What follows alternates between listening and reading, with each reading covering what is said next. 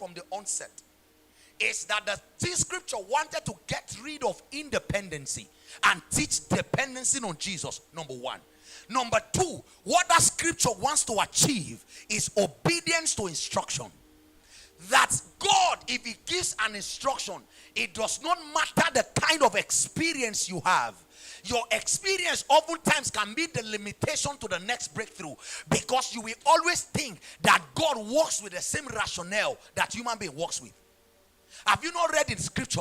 The Bible said to him, the cattle on a thousand. So what I'm saying is that do not think that Peter is not wise. What God is just saying is that the wisdom of this world is foolishness when it comes to the sight of God. So one of the things God wanted to achieve when it comes to the life of Peter is that he wanted to teach Peter dependence on him. So the Bible says something. Go on, sir. This time. Are you seeing that now? It's so what? Full. Go on, sir. All right. Do you know what it means for you to launch, for you to catch so much that your own boat could no longer contain, that you need to ask other people to come and help pack? Wait. It then means that it was not only Peter that toiled all night and caught nothing. Every other person in that same place too caught nothing. Because if they had caught something, their boat would not have been empty for Peter to beckon on them to come and catch for them.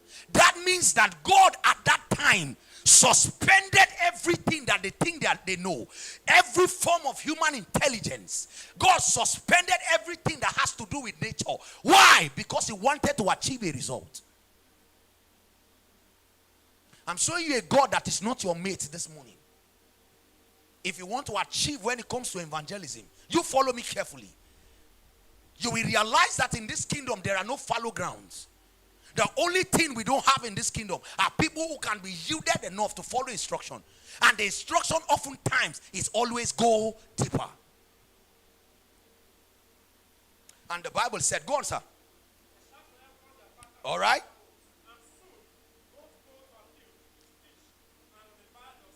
All right.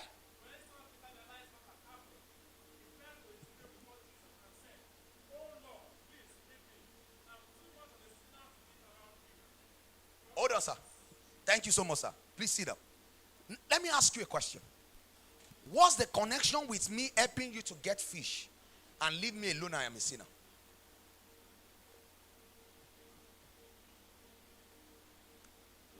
What's the connection between helping you get a fish, helping you to catch something for your business, and depart from me, I am a sinner?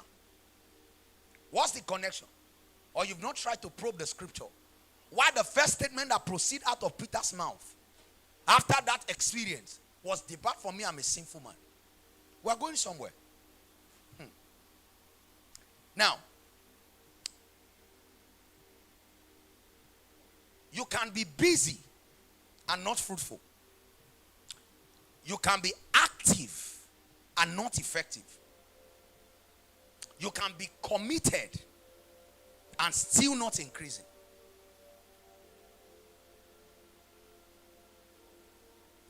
When Peter said we have toiled, and so therefore it feels like the need. They were filled.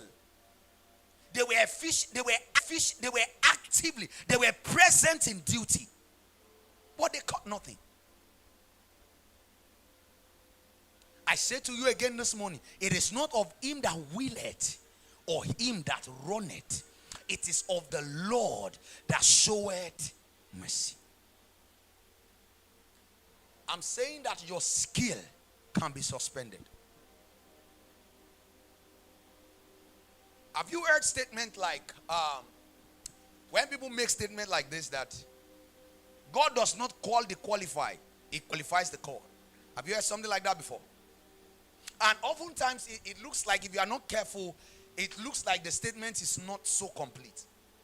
The reason why it's like that is because as far as the usefulness to God is concerned, Even if God is going to use your skill, it will first of all get rid of that independence that you have on that skill.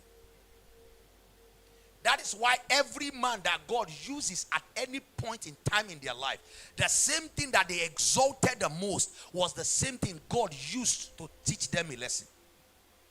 I'm saying to somebody here this morning that if you are not careful, your so much reliance on your uncles and auntie may be the reason help might not come on time. Because for as long as God has an assignment for your life, it will make sure He gets rid of anything that can stand as an hindrance between you and Him. He will get rid of it. And oftentimes, you will always say those people are wicked. No, sir. It was a system of provision that God has provided, so that the only source and sustainer that you can have will be Him. And you know the interesting thing, when God is ready to actually do His thing, and oftentimes He come and use those same people later. Do you understand what I'm saying? It's still the same set of people. Have you not been in a situation where you meet somebody for help and the person tells you, I cannot help you as of now, Queens? He said, they are in my hands and I turn them hitherto.